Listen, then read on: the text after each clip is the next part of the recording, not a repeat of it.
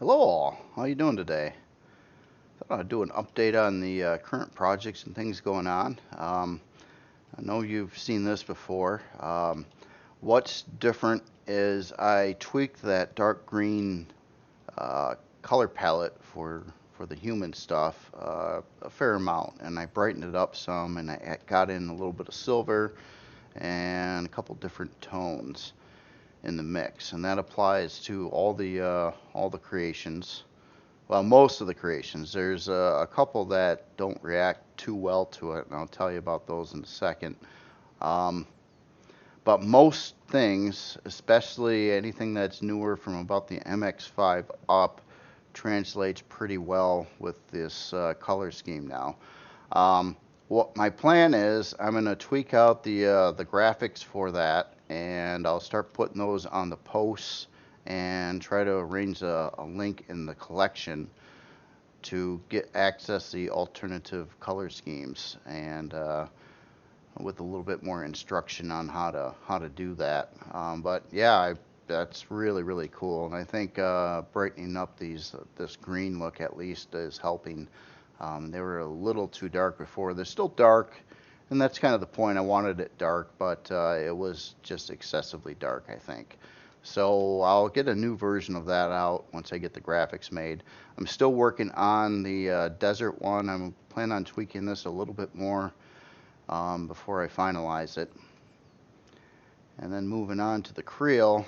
The Creole have this Hellfire color scheme now, and I've been kind of tweaking that out as well, and checking it out with all the different items for the Creole ships.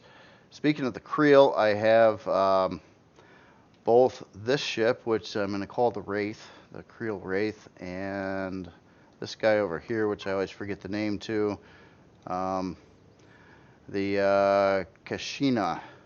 I think I said that right, maybe not. This one's done. I tweaked it a little bit more, and where I added a spot for a generator now over here. The shield goes here, and Pentaxid tank goes in the center on the ceiling here. So upgrading this with the shield should be easily done, and it needed the extra generator as well. And yeah, I definitely wanted the Pentaxid tank centered, as I was talking about before, and then I realized I had it over on the side, which was not good. So that's been all fixed. I should be releasing this ship this Sunday, I do believe. And this is basically the worker bee of the Creole stuff. It doesn't do warp, but it can engage lighter POIs and carry a lot of cargo for its size, and has a lot of lift thrust. As in the other ones, the color scheme is pretty cool. Let me show you the finished results of this ship now. So the interior came out like this here, all textured and colored. Got a fair amount of room inside of here, and I definitely like the first-person view from the ship. Flies pretty decent. Now it doesn't have quite the lift thrust as the smaller ship, and the storage is a little bit less, kind of. So it's 11K and 3K ammo, but it also has 11 large cargo boxes in it, and then 2 passenger seats, plus all your other things, a couple constructors, a fridge, armor locker, O2, things like that.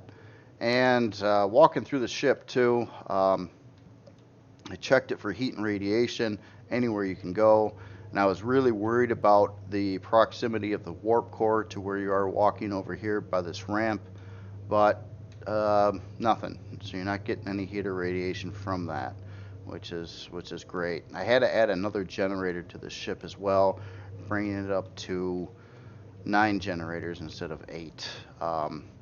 When the shield was charging while full thrust was on and flying around, it would get to about 103% power usage, and now that was toned down some, so it should be in a nice safe zone. At nighttime, the ship looks like this. And I definitely like, one of the reasons why I picked this blue theme, blue kind of purple theme originally, was because of the lights on a lot of the equipment, like the warp core, blended in well with it. So, I do like that. So actually keeping the warp core exposed, I think, is giving you a lot of extra little detail in the ship. You kind of get the idea of what this guy looks like. Now I plan on releasing this probably 3 weeks from now, but I'm gonna kick over this version to my workshop as friends only as a proto version in the meantime. So that'll probably also happen, I don't know, sometime soon. I don't exactly know when yet. Let me walk over to the alternative color version of this. Now, with this Hellfire color palette, one thing I've noticed is that it kind of changes the theme from more of a blue-purple to kind of a red magenta kind of theme, and the lighting inside doesn't really work well with it.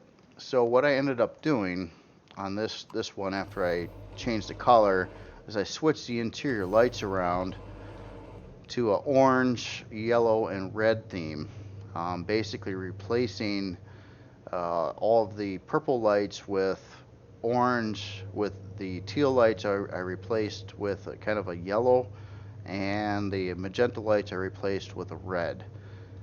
And I also think if the LCD colors were changed too, it would help a little bit more.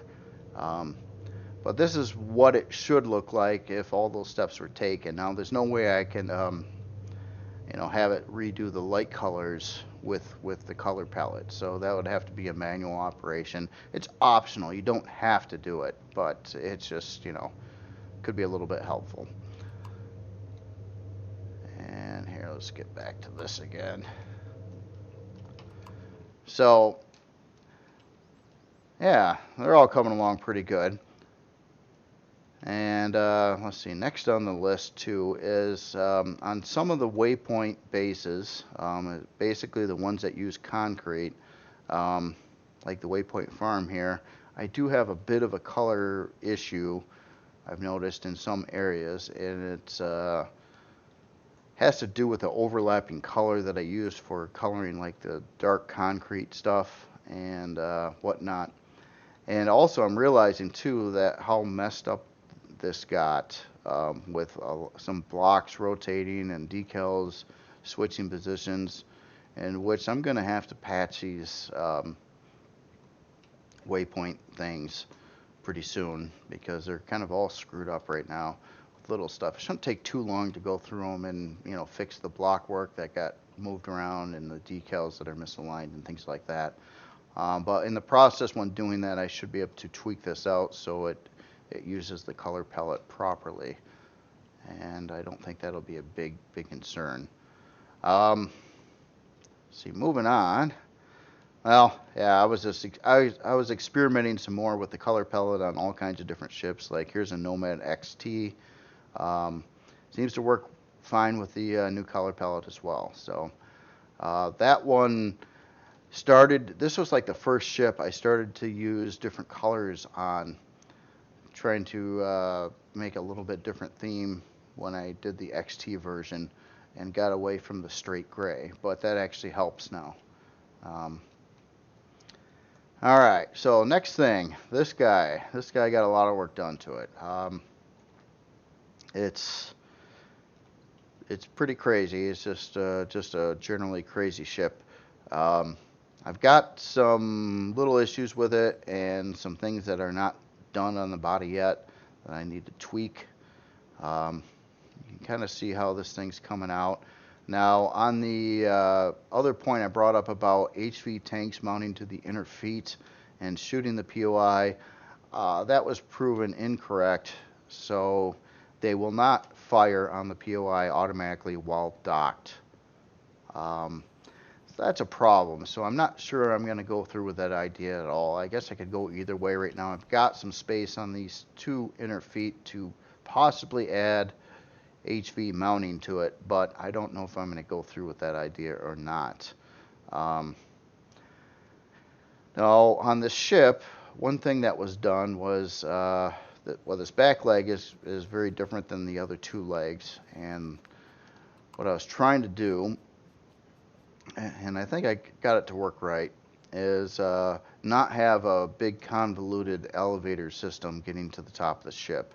So basically there's a straight shot going all the way up with one elevator.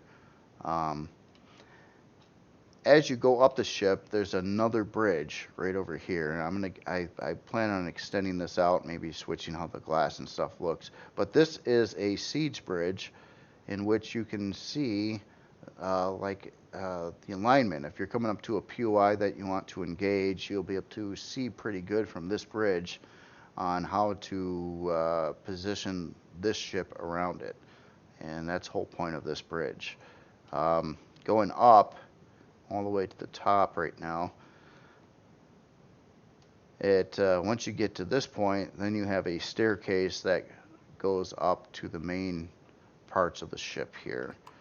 And this is where the hangar will be, and I'll probably get in a little farm somewhere too. Not real big. I'm kind of gearing towards more like a 32 plot farm if I could. We'll see how everything fits. Then you have another bridge up here, and this would be like your normal flying bridge slash mining bridge, and that's something else that was added to this, is it now has 6 drill or mining lasers on it as well.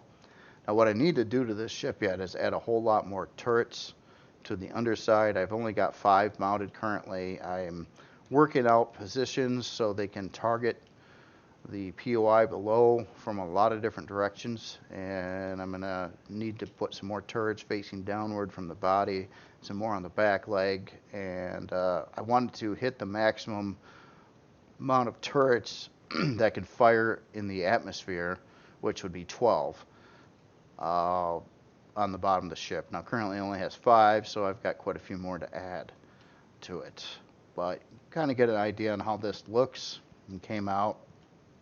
I tried to put in a little bit of glass too, simply because I think the view is kind of neat from up here. I mean, you can take a look at like the legs hitting the ground and realize how high off the ground you actually are when you're sitting here.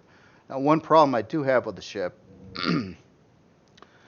is I've got these double 5x9 hangar doors at the top, thinking that was going to be a decent amount of space. Oh wait, no, like 5x7. No, they're 9. Yeah, but it's not big enough for some of the Kriel ships. It'll fit the smallest SV, but this one doesn't fit at all.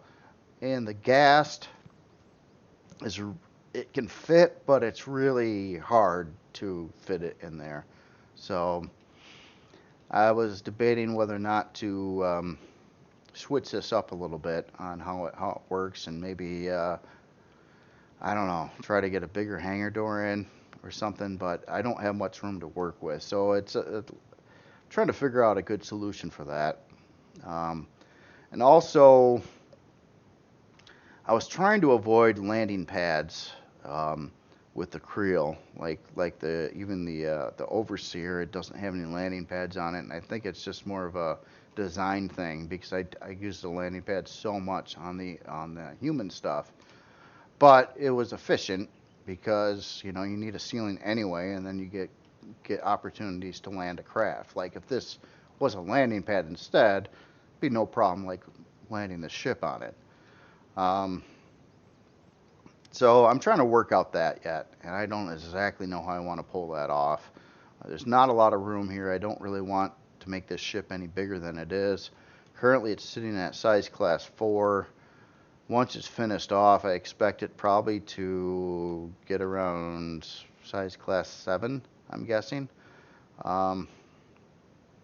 So that's where that one will stand.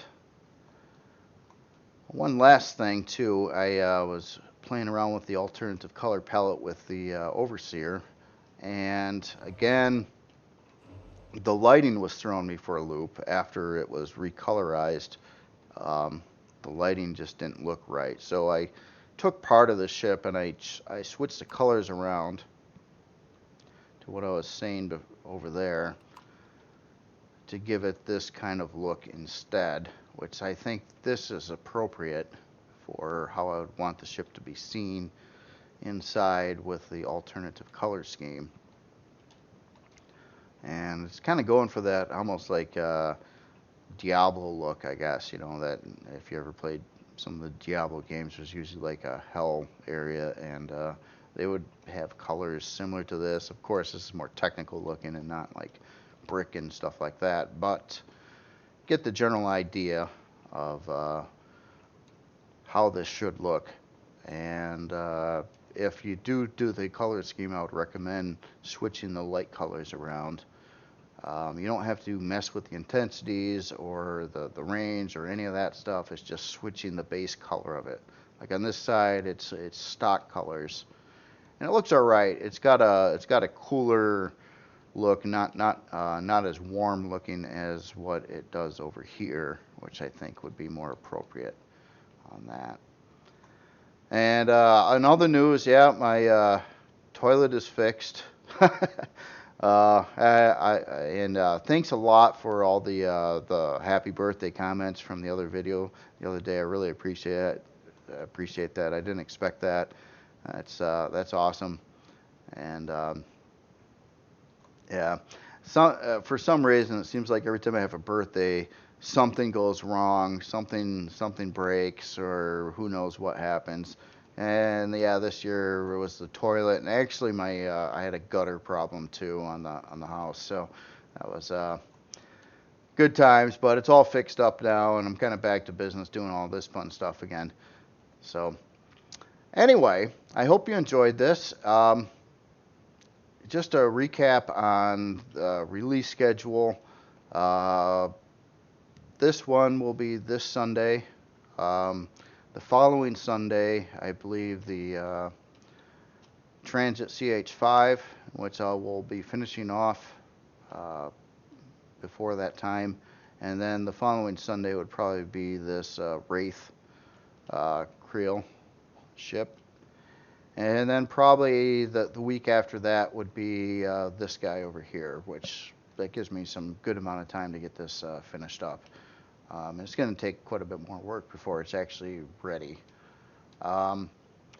Also, on next week's videos, I plan on going back to the the modular building, and I want to do it for real this time. Like the last couple of videos, I was experimenting with it to try to kind of learn the basics, and I think I've come up with a design that I think would work out best. And I want to build basically 7 by 7 by 7 as a standard size part. Now, parts can be intervals of 7, so I could have like a 7 by 14 or a 21 by 14 or any intervals of 7, but they would all lock together and fit together fairly easily. Where I screwed up last time on a couple things is, one, I had like some blocks that were like 4 by 4, the other one was like 7 by 4, and it would be problematic. It could be done with enough pieces, but for the first real effort, I kind of wanted to keep everything very standardized, so I didn't want to have it as complicated as that.